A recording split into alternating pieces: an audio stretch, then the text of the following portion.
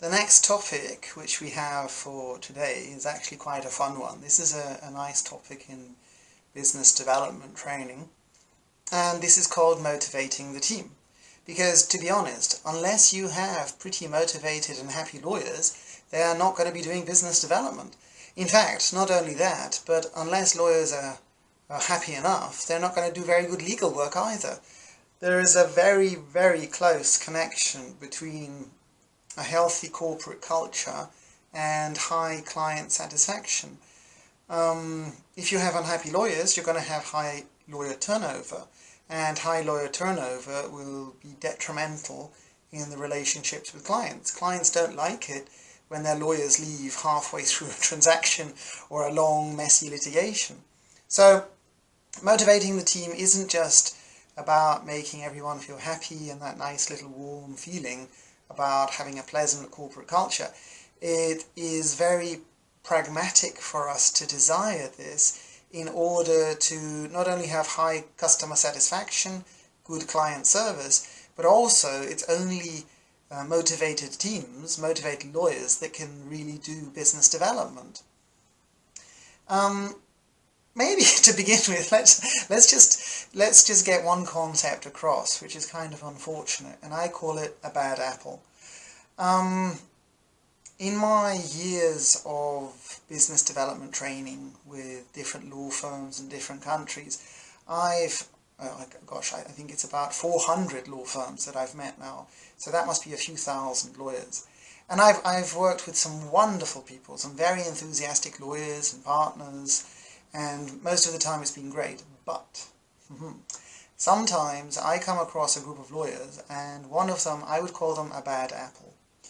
A bad apple is a person, from the perspective of business development at least, who doesn't like business development. They refuse to see this as being part of their job. I think it's basically sales phobia.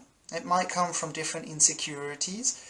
Some people really don't like sales. They really don't like doing something that they're not good at, and they don't like failing. They're used to being very, very good at, let's say, legal services, so it's a bit annoying to then try something which they're really not good at, which is sales. Anyway, I think when I was a little bit younger, my advice of dealing with a bad apple in a team when it comes to business development training would be to spend a lot of time and effort, give them more attention, be understanding, and so on.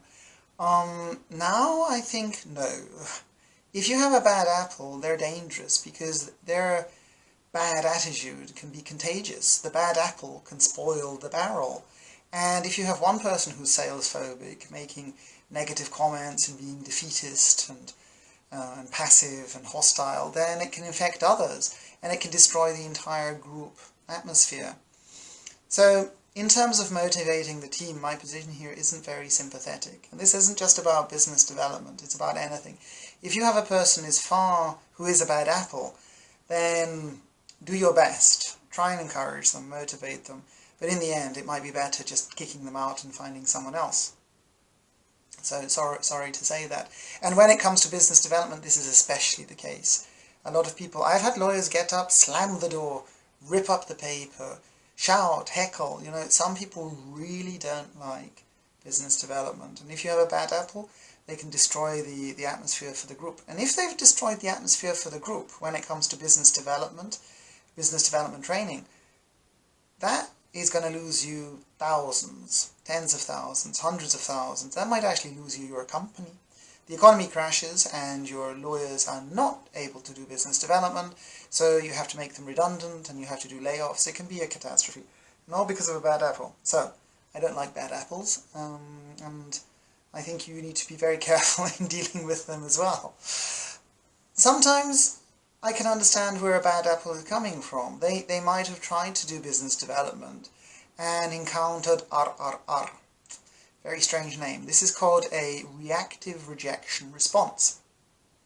And this can be very frustrating for lawyers trying to do business development. It's very hard to stay motivated when you propose to a client, an existing client even. You say, hey, Mr. Client, I think you might have some GDPR issues in the future because... And they say, no budget, no thank you, we don't need.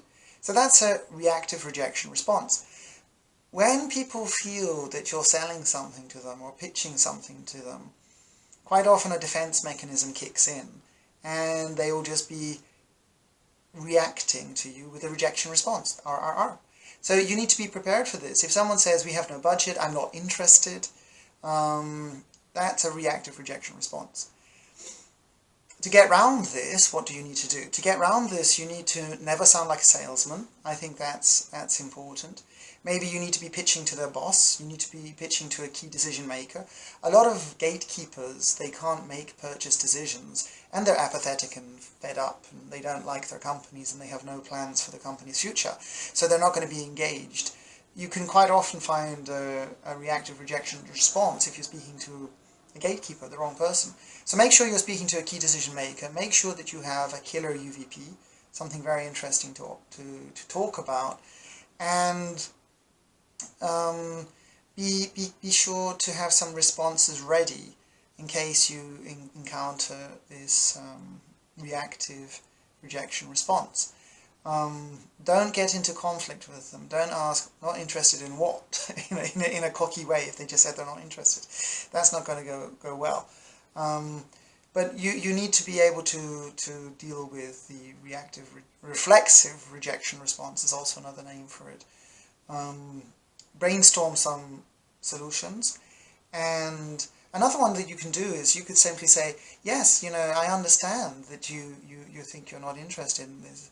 However, and then you tell them a war story, or you ask them a question, draw them in. Maybe bad apples didn't suffer from RRR, maybe they're just bad apples anyway. To motivate the team, it's not enough for you to just give positive feedback and say lots of sweet words. A way to motivate the team is to do a positive feedback inquiry. If you can pass any positive feedback from clients to your lawyers, they're going to love this. And you can even position negative feedback in a positive way. So never say to a client, so Mr. Client, how happy were you with our young lawyer? The client might just say, fine, no problem. They don't want to think about it. Or maybe they don't want to give negative feedback because they liked the young lawyer as a person, even though they weren't entirely happy with the quality of their work. So rather than asking, how happy were you with our lawyer, or giving them some awful questionnaire to fill in, you shouldn't do that. You could do a positive feedback inquiry. You could say, I'm so glad that you had the wonderful opportunity to work with our rising star, this young lawyer. He's one of our potential rainmakers in the future. We're very glad to be working with him. But there's always room for improvement. So if he could do one thing even better in future, what would it be? So the positive feedback inquiry means that you're not putting this across as something negative that could be used as a weapon to punish the young lawyer, but you're putting this across in a very positive way in terms of developing their skills and their know-how. So a positive feedback inquiry can be more likely to elicit a response from a client. So the client might say, well, the lawyer is lovely, but perhaps next time in future they could be a little bit more responsive to their emails. We had to wait 3 days before they got back to us. They might be a little bit more willing to come forth with negative feedback if you use a positive feedback inquiry. And then, of course, when you then communicate that to the lawyer, you do it in a very diplomatic way. So you put it across positively. Be careful not to use killer but. So the client was happy with your memoranda, but they said you're very late. No. The client was happy with your memoranda, and they said to be even more happy next time, they would love it if you could be a little more responsive. So again, you're saying the same thing, but connected with positive conjunctions rather than negative.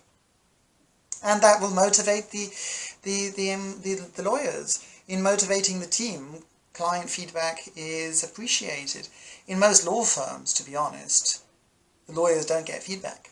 They don't get feedback from partners when they do memoranda or work. They don't get feedback from clients. They're kind of working in a vacuum, so it's very hard to know where you stand. So feedback can be used to motivate the team, even negative feedback if it's diplomatically communicated. Another way to motivate your team would be through qualifications. I think very few law firms, as far as I see, have aligned the learning and development with business development and career progression. So if that's one way to keep your lawyers as well. If you don't want your lawyers running off and joining the competitors, you could try and focus on getting them some kind of qualifications. Lawyers generally love certificates. Lawyers love these pieces of paper.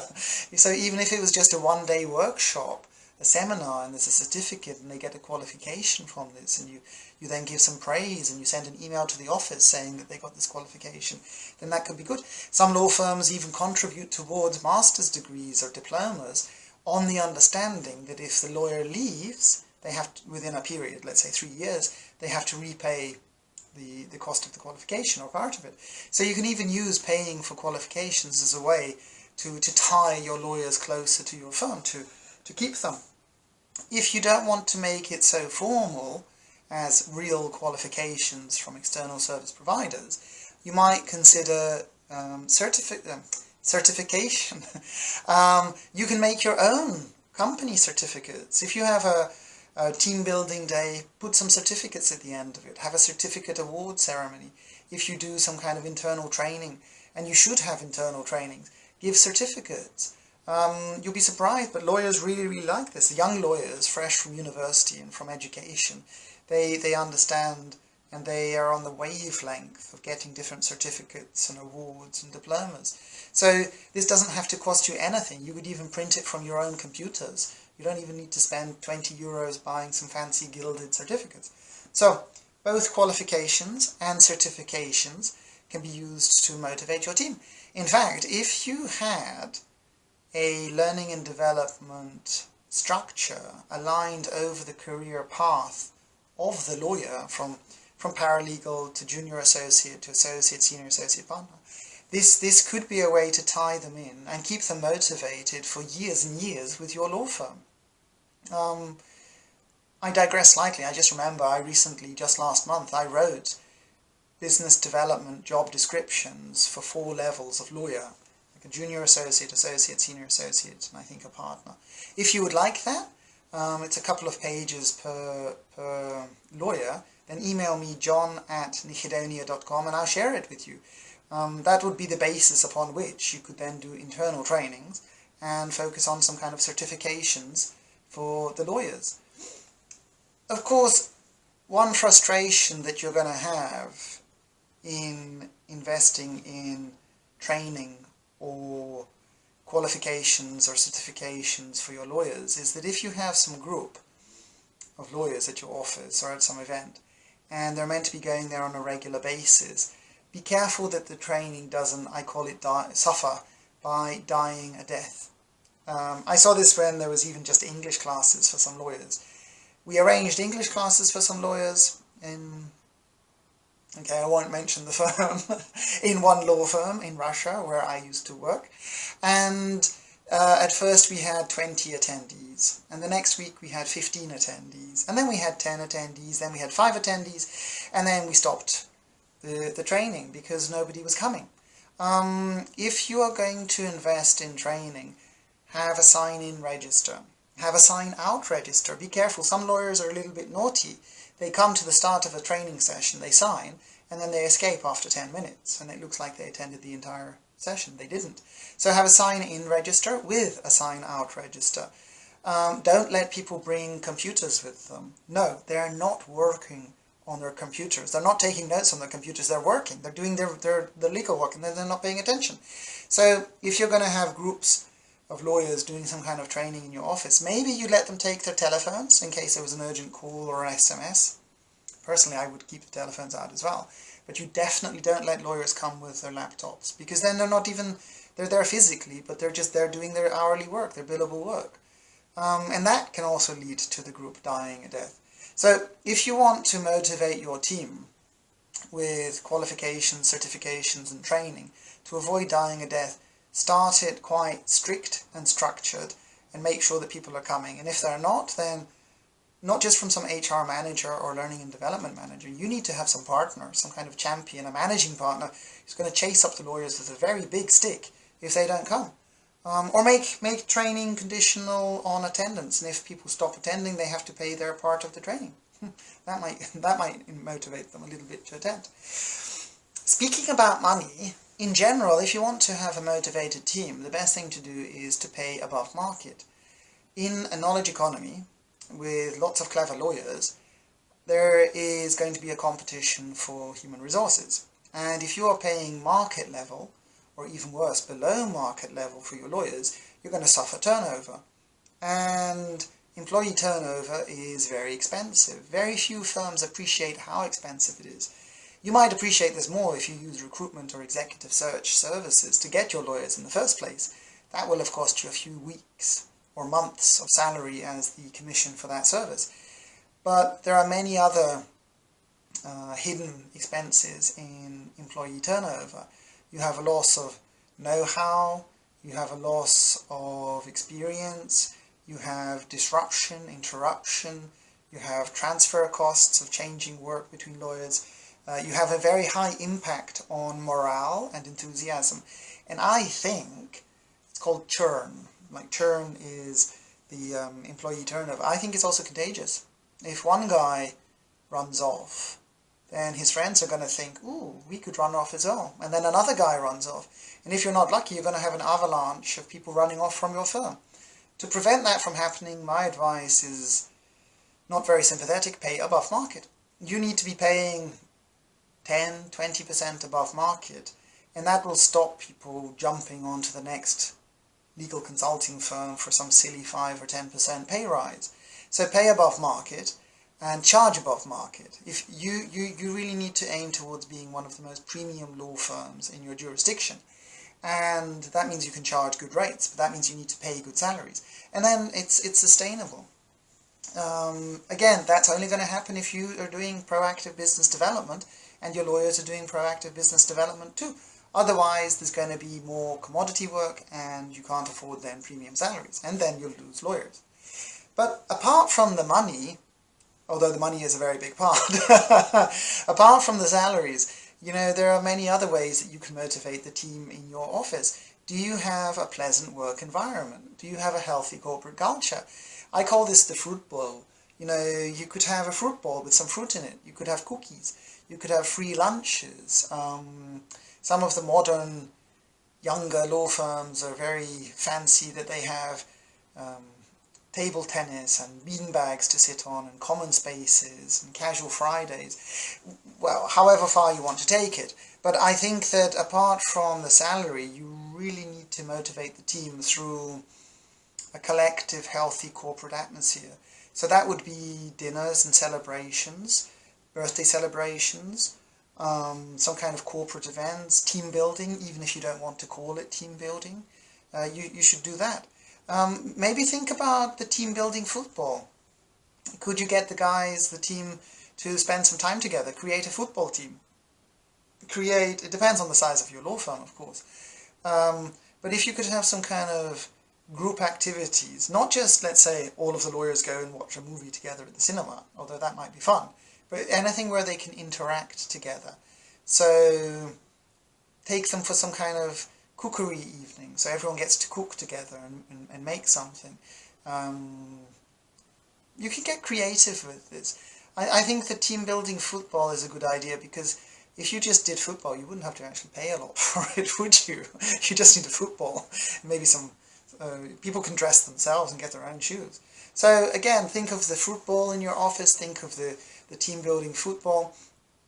And beyond these kind of cosmetic things, although they're very important, in motivating the team, be sure that you show the mountaintop goal. Do lawyers know where we're going? Does your law firm have a mission statement? Do we understand what's our objective? I think mission statements are a really good idea, actually. I used to think it was a silly kind of American company idea, but now I really understand it, that we need a mission statement. Who are we? What are we doing? Why should people work with us? Where are we going? How am I helping us get there? What is our goal? What happens if we reach our goal? Very few law firms really communicate this from managing partner to lawyer level. I would say most law firms don't have any real goal at all. They're just surviving or having some kind of organic growth of 10% more billable hours per year. And that's not something that you can really get excited about or maybe want to dedicate your life to, is it? So, think about the goal, get the buy-in of the colleagues, and make sure that everyone knows the goal and the mission statement and the competitive advantages of the firm and where we're heading. And again, when you're a manager, or a partner or a managing partner, you need to give a certain degree of autonomy to the lawyers too. So don't do puppeteering, no puppeteering. You need to delegate tasks, billable hourly work, or business development tasks, and you need to let people get on with it. And if need be, you need to let them mess it up, and then you give them constructive criticism and feedback afterwards. If you're going to micromanage people, they are not going to be very happy and achieve very much. And you don't need to micromanage lawyers, to be honest. I think if you were dealing with factory workers on a conveyor line, okay, maybe you do need to manage them a little bit more hands-on because it's a very tedious and boring, repetitive type of job. But in legal services, if you've got smart lawyers doing premium work, then you need their creativity and insight. And that will motivate them, that they have that autonomy. So definitely don't do puppeteering. Do involve them in problem solving and brainstorming and these kind of activities. And again, I repeat myself slightly, not only should you show the mountaintop goal, but you do need to show them the vision. Where do they want to be 5 years from now? Not all law firms have annual reviews. You should have annual review for your lawyers.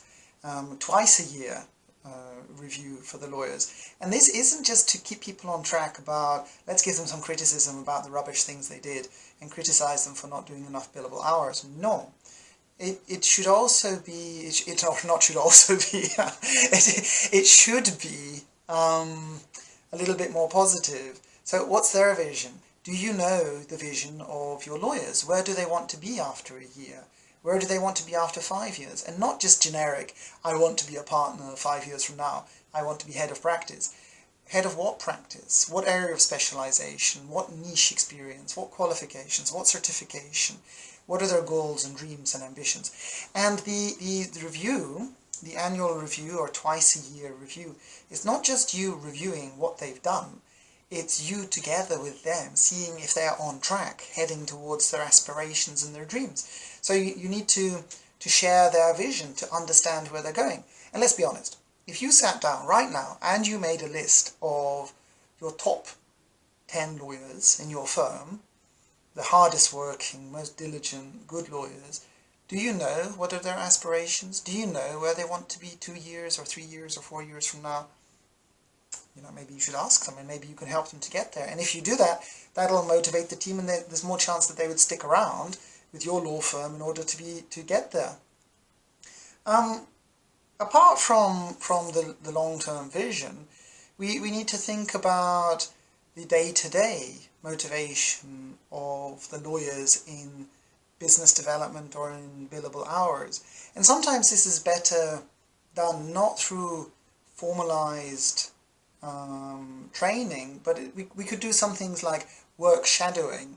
One way to motivate younger lawyers is to bring them along with you like a shadow, and they just see how you do things. So you take them to court, take them to trial, bring them to a client meeting, get them involved, or just get them there as a passenger so they see how things go. That can motivate people to understand, and they pick up a lot. Experiential learning. It might be even more useful than anything they would get from some book or some PowerPoint.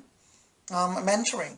You could motivate your team by having one senior who can take the youngsters under their wing. Do you have mentors for people? You should have a formal mentoring structure where people can have a senior person to come to talk about problems or issues or ideas, and the mentor can help and support and guide them a little bit. So that would be in parallel to the kind of formal management structure that you have there. And coaching as well. Coaching, one-to-one coaching, training. I think that all comes together. Especially in legal services, all of this academic and educational stuff, I think it can actually motivate very much. So qualifications and certifications, I already mentioned that. But work shadowing, mentoring and coaching is good as well.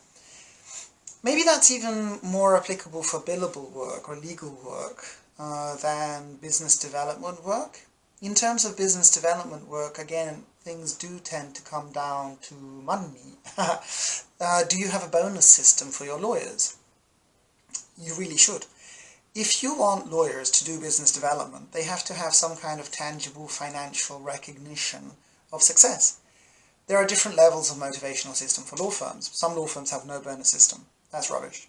Some law firms have discretionary bonuses. That's also a very bad idea. It looks like favoritism. So that's rubbish as well. You need to have a bonus system which recognizes not only new client hunting, but developing current clients and ex-clients as well. If cross-selling, for example, isn't recognized and rewarded, then nobody's going to do it. So if you only reward finding new clients, then that's a mistake. If you reward only finding new clients, no one will develop current clients or ex-clients. So you need a 1-2-4 motivational system. I could talk for a couple of hours just about this. I've written a paper about it, the ideal motivational system. If you have it in the resources, you can see it, or if you want it, john@macedonia.com and I can send it to you. But the heart of the matter is, in business development, make sure developing current clients and ex-clients is recognized and rewarded in objective terms. And in terms of promotions within the firm, make sure that you do internal promotion. One thing I thought was very good when I was working at DLA Piper in Russia was that on the admin side, somebody could join the firm and she'd be, front office manager. Then she'd become a personal assistant to a partner. Then she might become HR manager or marketing person. And there was actually a career program and progress of internal promotion within the firm on the non-billable side, non-fee earners. Of course, on fee earner side, this is also important.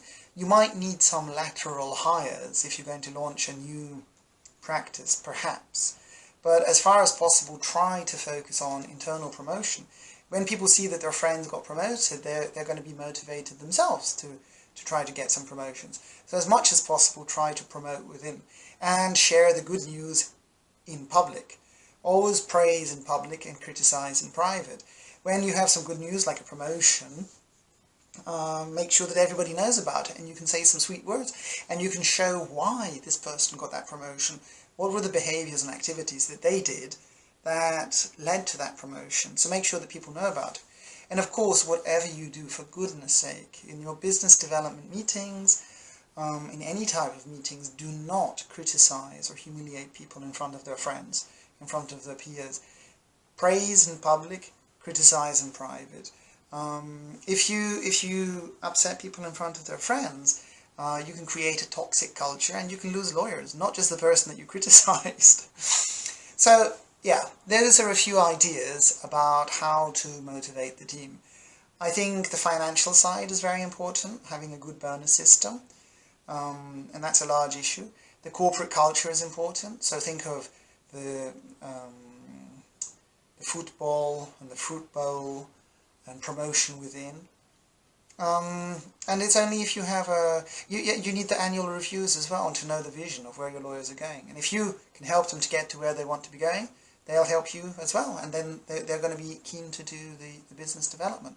So focus very much on motivating the team. This is an advantage for smaller law firms. Smaller law firms can have very positive cultures, very, very motivated. And thus they can be even better than the internationals when it comes to business development. So that's something to aim for. Thank you.